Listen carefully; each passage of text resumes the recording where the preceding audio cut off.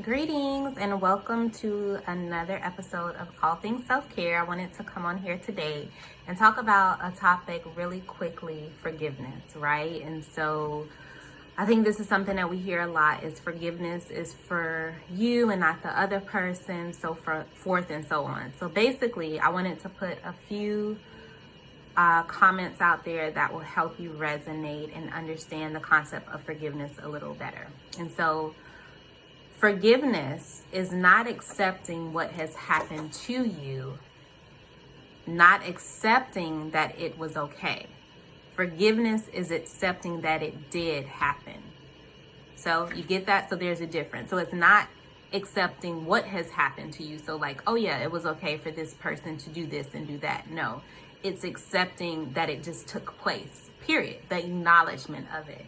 So I want you to kind of look at it in that way. And then there's this other notion that you can still forgive a person and still protect yourself from their future foolishness. Okay, so let's say that again. So you can still forgive people and protect yourself from their future foolishness. Okay? In addition, forgiveness does not mean the absence of pain. It means letting go of the anger, the thoughts, the bitterness, and the revenge. And I think that's the part that's so important, is that we think if I forgive this person, then I'm letting them off the hook for what they did. But forgiveness is really letting go of that negative part that is attached to the situation, right?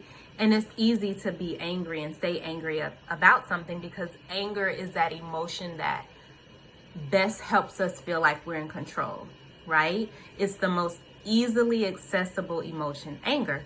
We get angry just like that, right? But I always talk about there's usually an emotion under the anger. Anger is a secondary emotion. What are you feeling underneath that? Are you feeling disappointed? Are you feeling sad? Are you feeling frustrated? Are you feeling, ignored? Whatever the case may be. So I really want you to tap into that. And lastly, the best apology is change behavior. So with forgiveness, and if there is an apology that is attached to that or needed, the way that I need to forgive this person and accept their apology is, everyone has a mouthpiece, I always say. Everybody can say, I'm sorry, right? But true apology is, are you going to do different? Are you going to be different towards me?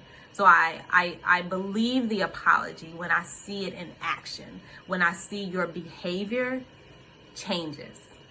And I think in that regard, when you set the tone in that way, and if you are inviting people back into your space who have harmed you or who have disappointed you or hurt you, you have the ability to set the tone and put those boundaries in place in regards to how the relationship would be.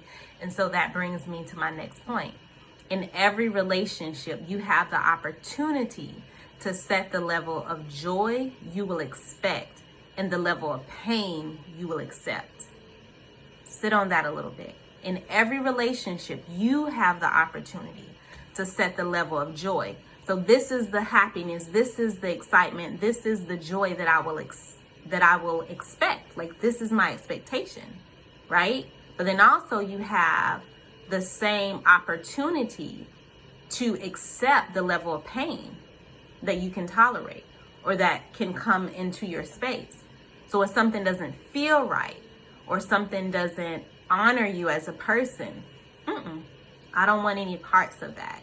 And that's okay. So you're always in control of the dynamics and the parameters of individuals who come in and out of your life. Maya Angelou says it's best, when people show you who they are, believe them. When they tell you who they are, you best to believe them. And so it's just remembering those things and honoring yourself and making sure that